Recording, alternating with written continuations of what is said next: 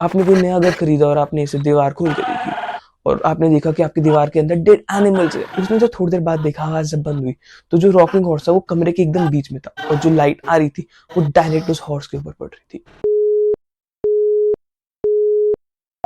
सी horror stories और horror movies ना बहुत लोगों को पसंद होती है क्योंकि उसमें वो एक अलग फैक्टर होते हैं जो बहुत लोगों को डराता है, जंप स्केयर देता है, वो गूज़बम्प और चिली वाइब्स देता है, जिसके चक्कर में आप भी ये वीडियो इसीलिए देख रहे हो।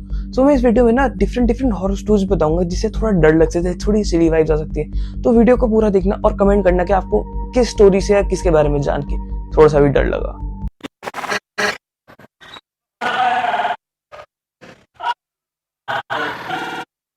2015 में यूएस के पेंसिल्वेनिया में ना प्रिंसेस फैमिली शिफ्ट हुई। उन्होंने सोचा कि अपना घर को थोड़ा इंसुलेट करते, ठंड का टाइम चल रहा है तो थोड़ा घर सही रहेगा। जब उनके घर में काम चल रहा था, उन्होंने देखा दीवारों के अंदर से ना अलग अलग न्यूज़पेपर की कटिंग्स मिल रही, न्यूज़पेपर के अंदर रैप्ड अलग अलग एनिमल्स मिल रहे और वो सारे एनिमल डेड थे और वो स्पाइसेस लगे हुए थे एनिमल्स के अंदर।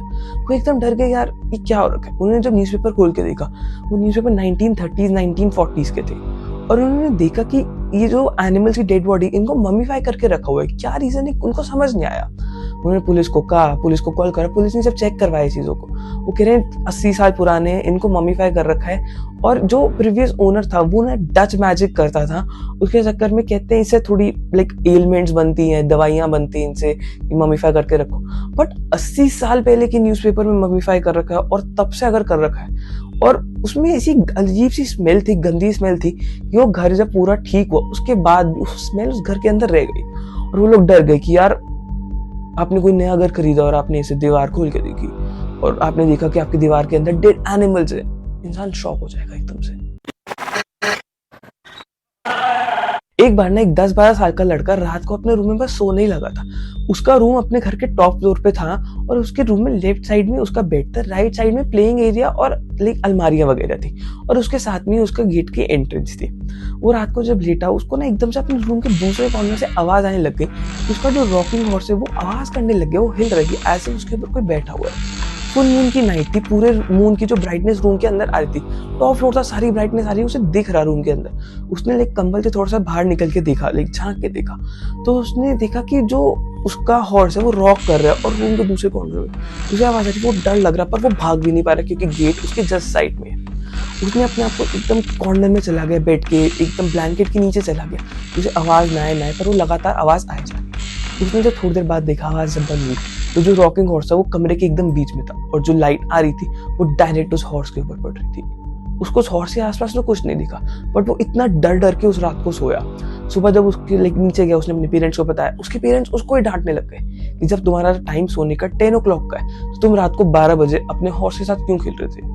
और वो एकदम डर गया कि मैं तो नहीं खेल रहा था, मैं आपको यही बता रहा हूँ कि कुछ था मेरे रूम में जो रॉकिंग हॉर्स हिला रहा था और मैंने सुना है, मैं पूरी रात डरा हूँ। वो कह रहे नहीं तुम ही खेल रहे हो, अलग अलग टॉयज की अलग अलग लोगों की आवाज आ रही थी। कह रहा मैंने सच्ची में कुछ नहीं करा। वो इतना डर गया, उसके बाद से वो अपने रूम में नहीं सोया और उसने अल्टीमेटली अपनी फैमिली को कन्विंस करा कि इस घर में ना रहो। बाद में पता चला उस घर के अंदर कुछ कर्स चीजें थी जिसके चक्कर में सारी चीजें हो रही थी और उन्हें जब घर छोड़ा उसके बाद उनको सारी चीजों के बारे में पता चला। विलियम टेरिस एक बहुत ही नोन एक्टर, बहुत ही नोन थिएटर आर्टिस्ट था। उसने रॉबिन हुड जैसे बहुत हीरोइक रोल्स करे थे और शेक्सपियर के प्ले का एक बहुत ही मेन पार्ट था वो। एक बार उसको एक पर्सन मिला, रिचर्ड आर्चर प्रिंस करके, और वो एक स्ट्रगलिंग एक्टर था। इसने उसकी हेल्प करी उसको काम दिलवाने में, काम करवाने में। ओवर द इयर्स इन दोनों की दोस्ती बढ़ गई बट प्रिंस को ना अल्कोहल पीने की और वो मेंटली अनस्टेबल हो गया था थोड़ा सा। जब उसको थोड़े टाइम बाद पता चला, उसने हेल्प करने की कोशिश करी पर प्रिंस ने इग्नोर करा। दिसंबर 16 1897 को ना प्रिंस ने विलियम टेरिस के चाकू मार दिया, स्टेज के ऊपर चाकू मार दिया। उनके लाइक लास्ट परफॉर्मेंस थी, उससे पहले वो रिहर्सल करते और चाकू मार दिया। तो उसके बाद जब प्रिंस को कोर्ट में लेके गए तो बताया कि मेंटली अनस्टेबल है और उसको असाइलम में डाल दिया। उसके बाद से कहते हैं विलियम टेरिस टिल डेट उस थिएटर को हॉन्ट करता है, वहां पे वो घूमता है, वहां पे लोगों को देखता है और लोगों को कुछ कहता नहीं है बट बहुत टाइम उसकी स्पॉटिंग्स हुई है, कुछ बोलते हुए सुनाई दिया गया वो। और लोग टिल डेट डरते हैं उस थिएटर में कि इसकी आत्मा घूम रही है और उसके साथ ऐसा बुरा हुआ, क्योंकि वो सिर्फ 50 ईयर्स का था और बहुत अच्छी एक्टिंग करता था और उसके साथ ऐसा एकदम से हुआ तो लोगों को बुरा भी लगा और उसकी आत्मा अभी वहां पे लोगों को डराती है। सर्दियों के टाइम ना एक पर्सन सुबह 6:15 बजे अपना जॉगिंग पे गया था अपने घर के पास एक पार्क में। तो उसने देखा अपने पार्क में दूर से 100 यार्ड दूर से एक जो पुल अप बार होते हैं ना, उसके पास एक लेडी है, उसका अम्ब्रेला नीचे है और वो वहाँ खड़ी हुई है। पता नहीं कैसे खड़ी हुई, क्या समझ नहीं आया उसे। उसने सोचा उसके पास जाते कि सुबह 6:15 बजे, ना कोई काम का टाइम, ना कुछ, ना किसी को छूटने का कुछ टाइम नहीं। उसने जब पास जाके देखा, थोड़ा सा दूर, 20-30 यार्ड से, उसने देखा वो लेडी उस जो पुल अप बार से उसने सुसाइड कर रखा था। वहां पे उसकी डेड बॉडी लटकी हुई थी। वो एकदम से डर गया क्योंकि उसके जस्ट पास में, उस पार्क के जस्ट बराबर में एक एलिमेंट्री स्कूल था और वो एक वीकडे था और पेरेंट्स उस बच्चों को छोड़ने आते थे और वहाँ पार्क में सुबह सुबह बच्चे खेलते थे। स्कूल जाने से पहले सब इकट्ठे हो गए और वहाँ पे पास में एक बहुत बड़ा पार्किंग लॉट था जहाँ पे डेली बहुत सारी गाड़ियां पार्क होती थी। वो एकदम डर गया। उसने जब पुलिस को फोन किया, पुलिस ने कहा उसकी बॉडी टच करके देखो कि वो बॉडी ठंडी हो गई है कि बहुत टाइम से डेड है या फिर कुछ टाइम पहले। तो उसने जब टच करा, उसकी बॉडी बहुत ठंडी हो गई थी और बहुत ज्यादा बॉडी गीली भी थी क्योंकि पूरी रात बारिश हुई थी। तो रिपोर्ट हुई कि वो रात को, शायद उसने रात को सुसाइड करा।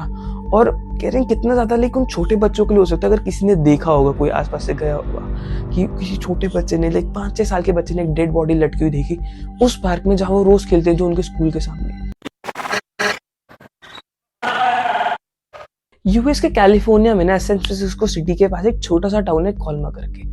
अभी एक टाउन ऐसे आज से कुछ फेम वाला टाउन या फिर कुछ एक अलग सा नहीं है, बट इसकी एक ऐसी खास बात है जो बहुत लोगों को डरा के रखा और बहुत लोग सोचते हैं भाई वहां के जो लोग रहते हैं, हाँ क्या होता होगा।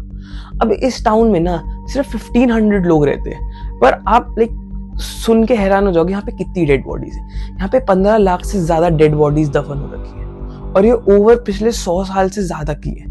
लोग सोचते हैं 1500 लोग, 15 लाख लोगों की डेड बॉडीज कैसे हो सकता है, how is this possible. So world war 2 के टाइम के आसपास और उससे पहले ना यहाँ पे आसपास सैन फ्रांसिस्को में थोड़े अर्थक्वेक्स बढ़ गए। उसके चक्कर में ना बिल्डिंग्स गिर गई और फिर उनको स्ट्रॉन्ग फाउंडेशन वाली बिल्डिंग्स बनाई थी। तो जितने भी ग्रेवयार्ड थे ना, उन ग्रेवयार्ड के जो डेड बॉडीज निकाल के वो सारे कोल्मा भेजते थे, क्योंकि कोल्मा सबसे पास एक टाउन था जहाँ पे बहुत लोग नहीं रहते थे। तो जो ग्रेवयार्ड्स हटे उसके बाद वहाँ बिल्डिंग्स बनी। तो अभी भी सैन फ्रांसिस्को में 3 सबसे बड़े ग्रेवयार्ड हैं, उसके अलावा कुछ ज्यादा है नहीं। तो क्योंकि सारी डेड बॉडीज लेके वहां चले गए थे। वहां पे 1500 लोग रहते हैं और 15 लाख डेड बॉडीज है। लोग डरते हैं और कहते हैं कि it is very happy to live alive in Colma, क्योंकि इतनी सारी डेड बॉडीज के आसपास अगर आप रहोगे, क्योंकि वहां आप हर 2 कदम बाद जाओ आपको एक ग्रेवयार्ड मिलेगा, थोड़ा दूर एक ग्रेवयार्ड मिलेगा और एक ग्रेवयार्ड में हजारों डेड बॉडीज, एक जाइंट पिट बना के कितनी सारी डेड बॉडीज है। सोचो उस टाउन में कितनी नेगेटिविटी है, लोग वहां जाने से डरते हैं और लोगों ने साइटिंग्स रिपोर्ट करी कि हमने कुछ ना कुछ देखा है, एक रोड पे देखा है। 1500 लोग कितने ही होते हैं। और अगर आपको जब पता है आपके टाउन के आसपास इतनी मिस्टीरियस, इतनी पैरानॉर्मल चीजें हैं, तो वैसे ही आपके माइंड में चीजें रहती हैं कि यार कुछ ना कुछ है, कुछ ना कुछ हमेशा आपके आसपास है और वो हमेशा डर बना के रहती है। और कोल्मा में सारी चीजें हैं। तो these were some different horror stories जो लोगों ने रिपोर्ट करी थी, सारी रियल हॉरर स्टोरीज, चाहे कोल्मा वाली हो गई, चाहे वो सुसाइड वाली हो गई, अलग अलग चीजें। और लोग इससे डरते हैं कि यार क्या हुआ, ये कैसे हुआ, और समझ नहीं आया। और बहुत लोगों को इनसे डर भी लगता है। सो वीडियो अच्छी लगी तो लाइक करो और कमेंट करें आपको इनमें से कौन सी हॉरर स्टोरी से डर लगा। मैं मिलता हूं नेक्स्ट वीडियो में। सी यू सून।